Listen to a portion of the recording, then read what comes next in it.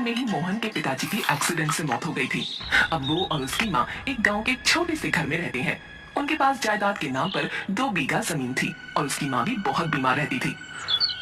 इतना पैसा बचाने के बाद भी माँ के इलाज का पैसा नहीं जमा कर पा रहा और जायदाद के नाम पर मेरे पास सिर्फ 2 बीघा जमीन है। एक काम करता हूँ, गांव वालों से थोड़ी मदद ले लेता हूँ, कोई ना कोई मदद तो कर ही देगा।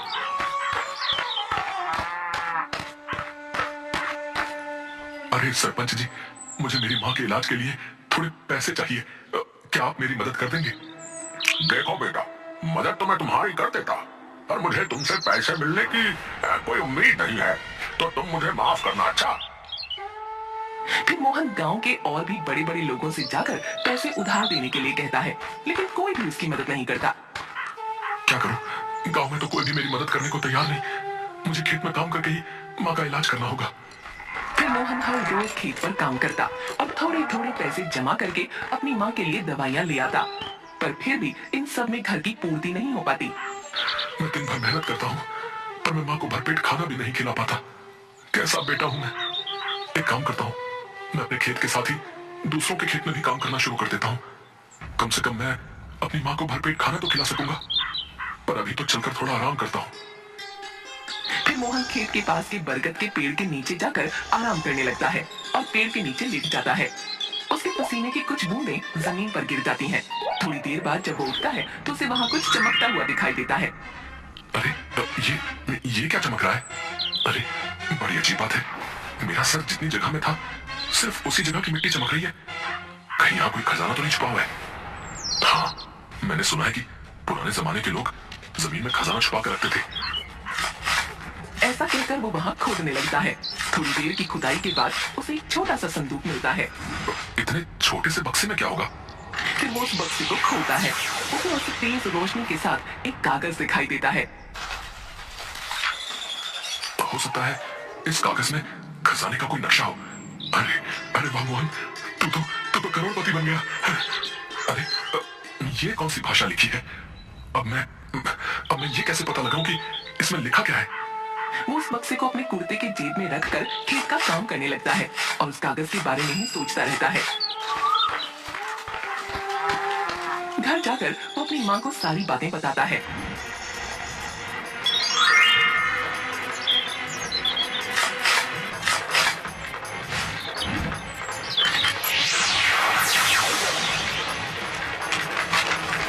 पर माँ, इसमें जो लिखा है वो मुझे बिल्कुल समझ में नहीं आ रहा।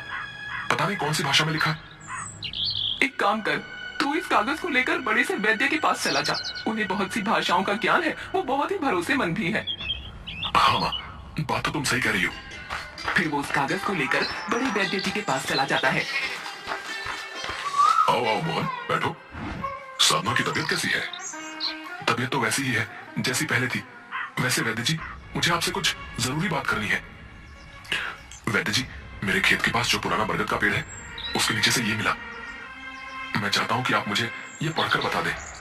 अरे इसमें कौन सी बड़ी बात है, लाओ वो कागज मुझे दो।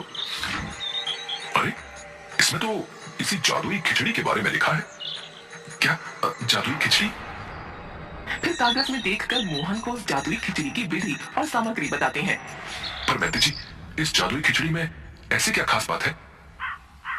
बेटा, इसमें ऐसा तो कुछ नहीं लिखा है, पर मैं तुम्हें अपनी सूझबूझ से पता करके जरूर बताऊंगा। वैद्य जी का एक चेला बाहर खड़े होकर वैद्य जी और मोहन की बातें सुनने की कोशिश करता है। बात तो किसी खिचड़ी की कर रहे थे, पर कुछ समझ नहीं आया। मुझे पता लगाना ही पड़ेगा। मोहन वैद्य जी के कमरे से बाहर निकल रहा था, तब बिट्टू मोहन की तरफ बहुत ही अजीब तरीके से देख रहा था और मोहन ने भी इस बात को नोटिस कर लिया था। वो चुपचाप वहाँ से निकल जाता है। मुझे ऐसा क्यों लगता है कि इस बिट्टू ने हमारी बातें सुन ली। खैर जो भी है, मुझे खिचड़ी के लिए वैद्य जी के बताए हुए सामान का इंतजाम करना होगा। फिर वो बैठकर सामान की लिस्ट बनाना तैयार करता है और पैसों का हिसाब लगाता है। वो सब तो ठीक है, पर खिचड़ी के लिए पैसे भी इकट्ठे करने हैं। अब तो मैं इस खिचड़ी को बनाकर ही दम लूंगा। आखिर पता तो चले कि ऐसी कौन सी खास बात है इस जादुई खिचड़ी में। माँ, मुझे वैद्य जी ने उस कागज के रहस्य के बारे में बता दिया। अच्छा, तो क्या पता चला? माँ, उस कागज में किसी जादुई खिचड़ी की विधि है। क्या जादुई खिचड़ी? हाँ, वैद्य जी ने मुझे उसकी विधि बताई है। पर इसमें ऐसी क्या खास बात है? वो तो अब भी पता नहीं चला माँ। उस खिचड़ी को लेकिन मैं बना कर ही दम लूंगा। अरे बेटा क्या हुआ, तू अचानक इतना परेशान क्यों हो गया? पर माँ, खिचड़ी को बनाने में तो पैसे लगेंगे और मेरी जो भी कमाई है वो तो सब घर के खर्चे में और तुम्हारे इलाज में ही खत्म हो जाते हैं। एक काम कर, मेरी अटैची खोल, उसमें 2 सोने के मोती हैं, उन्हें बेचकर तुझे इतने पैसे तो मिल ही जाएंगे कि वो खिचड़ी तैयार हो जाए। पर माँ, तेरे मोती कैसे बेच सकता हूँ? अरे बेटा, मैं इन 2 मोतियों का क्या ही कर लूंगी, और वैसे भी अगर मेरा बस चले तो मैं तेरे आगे पूरे जहां की खुशियां लाकर रख दूं, पर मैं तो सिर्फ तुझे 2 मोती ही दे रही हूँ। और वैसे भी पता लगाना है ना कि उस जादुई खिचड़ी में ऐसी कौन सी खास बात है। हाँ माँ, बात तो तुम सही कह रही हो। फिर मोहन साधना की अटैची में से वो दोनों सोने के मोती निकाल लेता है और मुंशी के पास पहुंचकर उन्हें बेच आता है। मोहन उन पैसों से खिचड़ी में लगने वाली सारी सामग्री और औषधियां खरीद लेता है। मैंने सारी सामग्री तो खरीद ली, पर जो वैद्य जी ने एक खास जड़ी बूटी बताई थी वो तो मुझे कहीं मिली नहीं। तो एक काम करता हूँ, ये सारा सामान लेकर वैद्य जी के पास ही जाता हूँ और उसके बाद फिर उन्हीं से पूछ लूंगा। मोहन को आता देख वैद्य जी अपने सभी चेलों को वहां से बाहर जाने को कहते हैं। मोहन वैद्य जी के पास आकर दरवाजा लगा लेता है। वैद्य जी, ये देखिए, मैं सारी सामग्रियां ले आया। अब आप मुझे बता दीजिए इन्हें कैसे और कितनी मात्रा में खिचड़ी में मिलाना है। और हाँ, मुझे एक जड़ी बूटी नहीं मिली, उसके बिना खिचड़ी नहीं बन सकती। वो कागज तुम्हारे पास होगा ना, वो मुझे दो। फिर मोहन वैद्य जी को कागज दे देता है। नहीं, वो जड़ी बूटी बहुत ही खास है। इसमें लिखा है कि उस जड़ी बूटी के बिना उस खिचड़ी का कोई महत्व नहीं रहेगा। सारी जड़ी बूटियां जरूरी हैं, पर वो जड़ी बूटी मुझे मिलेगी कहाँ? तुम यहाँ से उत्तर की तरफ करीब 1 कोस दूर जाओगे तो तुम्हें एक पहाड़ पर वो औषधि मिलेगी। पर ध्यान रखना, सूरज डूबने से पहले ही वो औषधि ले आना, क्योंकि रात के अंधेरे में वो औषधि गायब हो जाती है। ठीक है, तो मैं अभी उस औषधि को ढूंढने के लिए निकलता हूँ। मोहन उत्तर में जाकर उस पहाड़ पर पहुंच जाता है।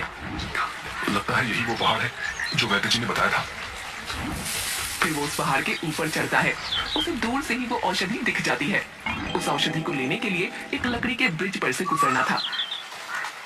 इस पुल को तो देखकर लग रहा है कि ये बहुत पुराना है, पर कितना मजबूत है, अभी तक भी टिका हुआ है। फिर वो उस ब्रिज पर चलने लगता है। 1-2 कदम चलने के बाद पुल टूट जाता है और मोहन नीचे नदी में गिर जाता है। जैसे तैसे तैरकर मोहन नदी के किनारे पहुंच जाता है और फिर से उसी जगह पर पहुंचता है। ये पुल तो टूट गया, अब मैं औषधि कैसे लूंगा? और थोड़ी देर में सूरज भी डूबने वाला है। क्या करूं, क्या करूं? फिर वो अपने आसपास देखता है।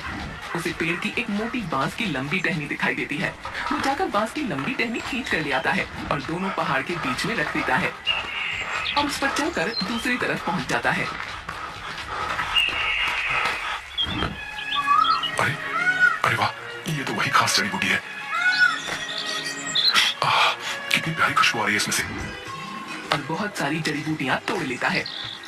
अब बस जल्दी ही मुझे उस खिचड़ी का राज पता चल जाएगा। फिर मोहन घर जाकर खिचड़ी बनाने की तैयारी करता है। इसका मिश्रण तो तैयार हो गया और वैद्य जी ने जैसा बताया था ठीक वैसा ही लग रहा है। तभी उसके घर की खिड़की से बिट्टू झांक कर उसे देखने लगता है। अरे अरे, ये क्या कर रहा है? मुझे पता लगाना ही पड़ेगा। एक काम करूंगा, मौका देखकर इसके घर की तलाशी लेता हूँ। दुख भरे दिन बीते रे भैया, अब सुख आयो रे। हाँ, खिचड़ी तो बन गई। अब बस इसे जल्दी से चख कर देखता हूँ कि इसमें क्या खास बात है। एक प्लेट में खिचड़ी लेकर थोड़ी सी चखने लगता है। वो बस एक कौर मुंह में रखता ही है, तभी अचानक साधना की चिल्लाने की और बर्तन गिरने की आवाज आती है। मोहन दौड़कर अंदर जाता है तो साधना खून की उल्टियां कर रही होती है। माँ, क्या हुआ तुझे? मैं अभी वैद्य जी को लेकर आता हूँ। मोहन दौड़ता हुआ वैद्य के यहाँ आता है। रास्ते में बिट्टू के कुछ गुंडे मोहन को घेर लेते हैं। अरे, इससे वो राज की बात उगलवाओ, ना बताए तो मार मार कर हड्डियां ढीली कर दो। और खुद उसके घर की तलाशी लेने के लिए चला जाता है। मैं आपके हाथ जोड़ता हूँ, मुझे जाने दो। मेरी माँ की तबीयत बहुत ज्यादा खराब हो गई है। बस एक बार मेरी माँ ठीक हो जाए, उसके बाद तुम मेरी जान ले लेना। अरे मारो ऐसे। सभी एक साथ उसे मारने के लिए आते हैं, पर मोहन सभी गुंडों को एक साथ हवा में उछाल देता है। अरे, इस सूर की हड्डी में इतनी ताकत? एक गुंडा पीछे से उसके हाथ पर वार करता है। मोहन फिर से सभी गुंडों को मारने लगता है। सभी गुंडे डर के मारे भाग जाते हैं। दूसरी तरफ बिट्टू मोहन के घर पहुंचता है। बिट्टू की नजर भी साधना पर पड़ती है, पर वो उसे नजरअंदाज कर देता है और उसके घर की तलाशी लेने लगता है। आखिर उस बक्से में ऐसी कौन सी खास बात है जो वैद्य जी हमारे सामने नहीं कर रहे थे? तभी उसकी नजर खिचड़ी पर पड़ती है। अरे वाह, खिचड़ी। वो थोड़ी सी खिचड़ी चखकर उसे थूक देता है।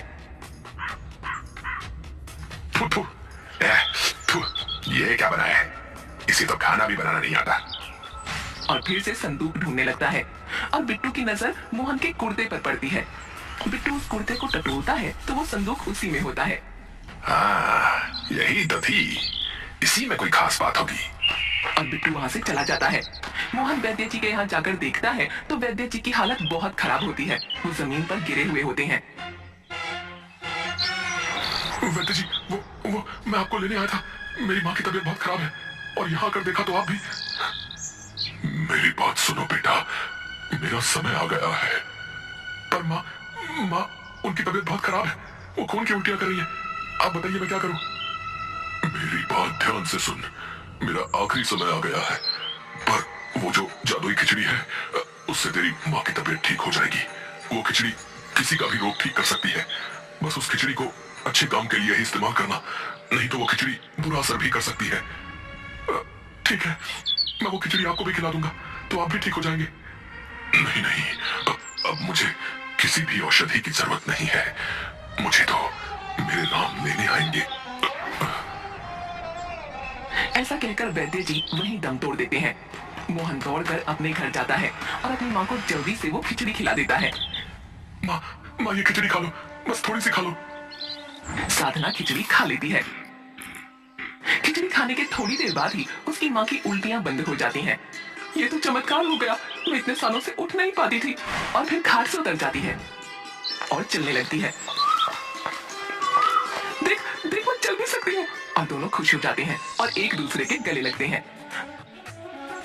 माँ ये इस जादुई खिचड़ी का कमाल है। मोहन की नजर उसके हाथ की चोट पर लगती है और फिर मोहन साधना को सारी बातें बताता है। पर बेटा, हमें किसी और पर भी इस खिचड़ी को जांच लेना चाहिए। हाँ माँ, क्यों नहीं? हम जमुना काकी को भी ये खिचड़ी खिलाएंगे। उन्हें भी तो कितने दिनों से लकवा है ना। तो ठीक कह रहा है। फिर साधना और मोहन जमुना काकी को भी खिचड़ी खिलाते हैं और जमुना काकी भी कुछ देर बाद बिस्तर से उठकर खड़ी हो जाती है। बेटा, ये तूने कौन सी औषधि खिला दी? सभी डॉक्टरों ने हाथ खड़े कर दिए थे, पर तूने तो चमत्कार ही कर दिया। अरे काकी, अभी चमत्कार तो आपने देखा ही नहीं है। माँ, आज मैं बहुत खुश हूँ कि तुम ठीक हो गई।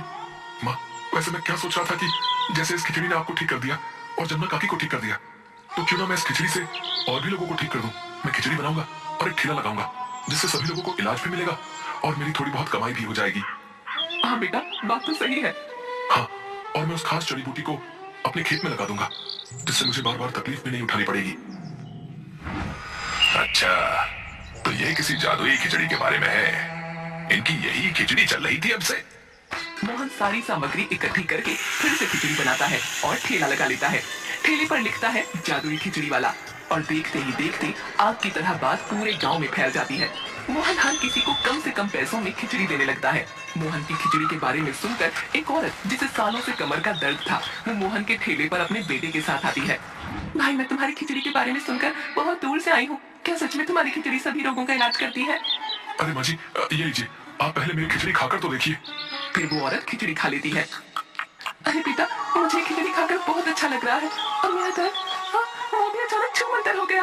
और फिर वो औरत व्हील चेयर से उठ खड़ी होती है और मोहन के पास आकर उसके पैर छूकर रोने लगती है। बेटा, मैं कितने ही सालों से कमर दर्द की वजह से दुख पा रही थी, पर आज सिर्फ तेरी वजह से मैं ठीक हो गई।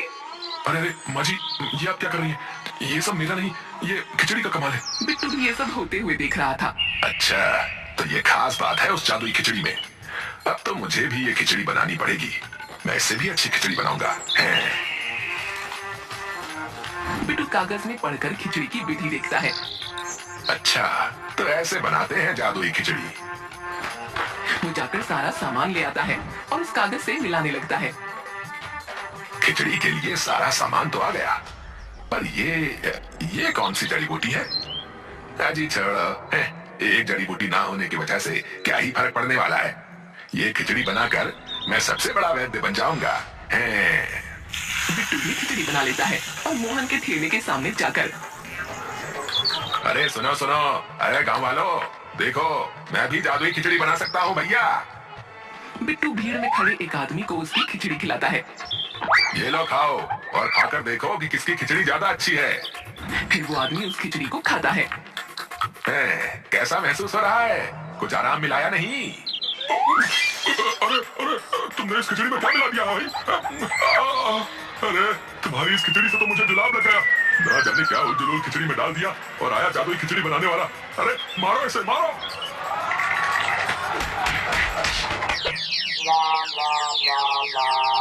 खिचड़ी बेच कर मोहन सभी बीमारियां ठीक करता है और गरीबों को मुफ्त में ही खिचड़ी देता है।